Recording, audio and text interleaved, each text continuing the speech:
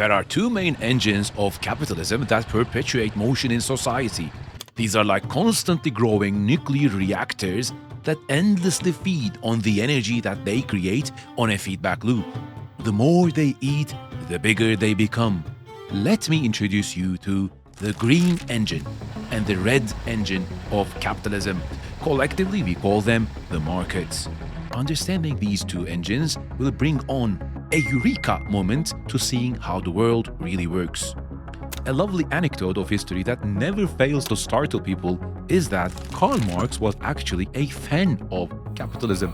His view, in a nutshell, was capitalism provides value and pushes humanity ahead, but it can't be sustained. He saw it as the stepping stone to something better.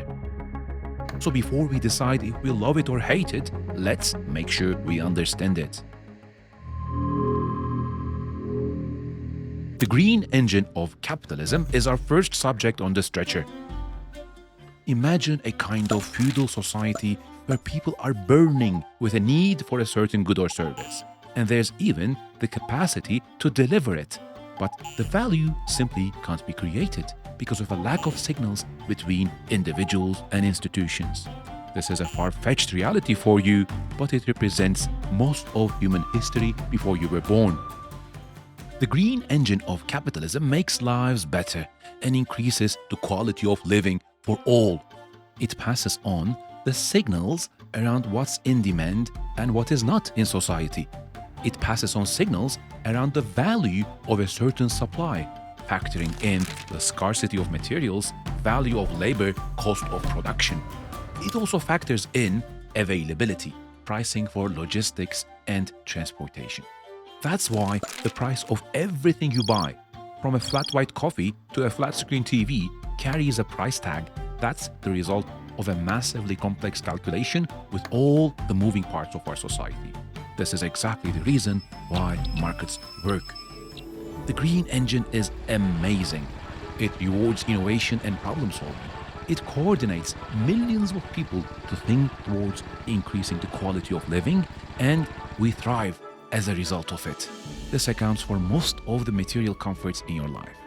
It motivates people to take risks and promotes upward social mobility.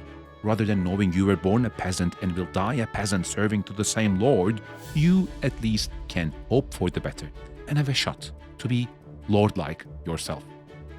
The green engine allocates global capital to where it can create big value.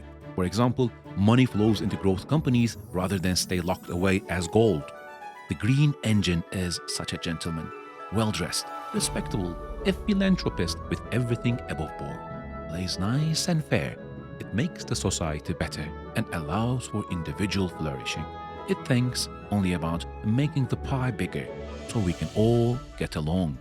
The only problem of the green engine, perhaps, is that because it's so wonderful, it gives the red engine a place to hide. The red engine of capitalism operates from the shadows, but it is at least as influential as the green engine, maybe even more so. It is unfair. Accumulated wealth brings compound interest to the owner without any value creation. Simply by inheriting a few houses, you will make more money without lifting a finger than someone who has spent 20 years of their life in full focus mode to go to the best schools and now work 50 hours a week. The red engine is myopic, thinks only in the very short term, prices Earth's most valuable resources at nearly $0 until the very moment they run out.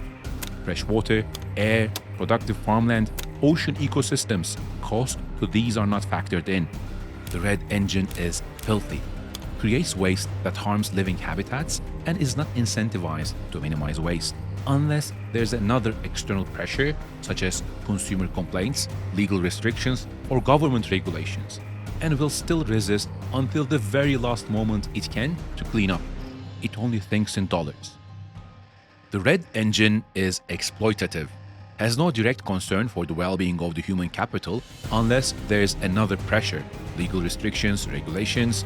Exception to this is the human capital that is needed but scarce, for example, a certain narrow skill set. It makes working for most companies a terrible, dreadful, life-draining experience. unfathomable negative impact on billions of people existing today. It creates a class which has inherited their richness and has no incentive to contribute to society other than providing Instagrammable content for us lowly serfs so we can look up to them.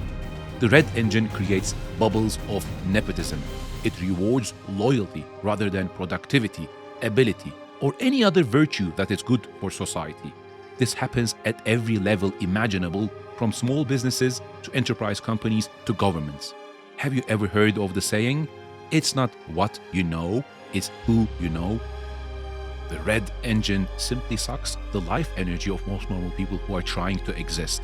It perpetuates anger, shame, and self-hate in people because not only is it extremely unfair, but it also acts as if it is fair, pointing the arrows to the individual's failures if they aren't rich enough.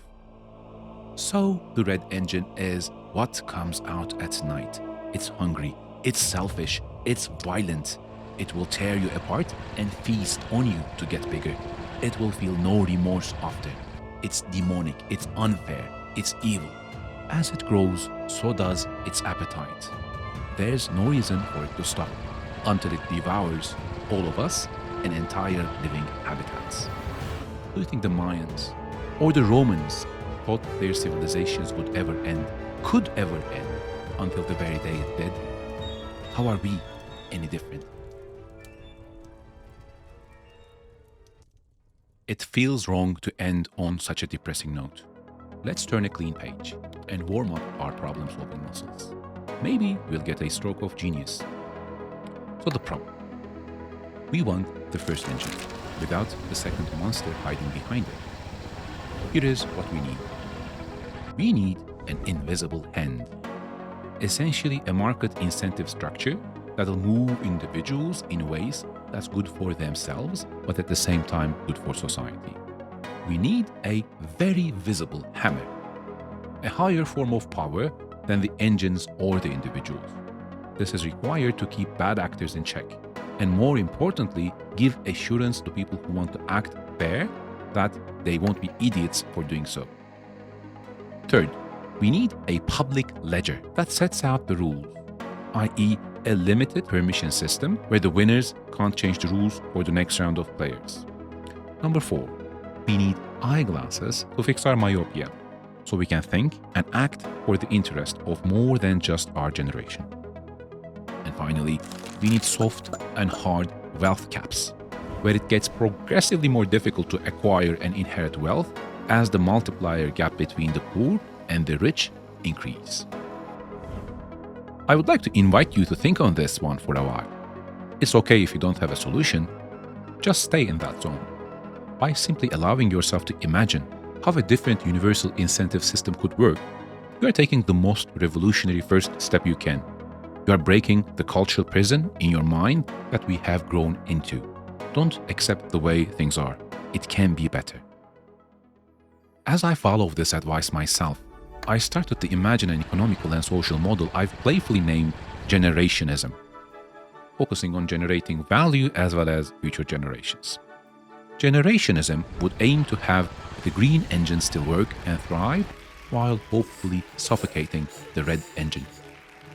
Some rules. Price of any product would also have to include future cost to the environment in it. This would be a future reserve, frozen until a certain date with the help of blockchain technology.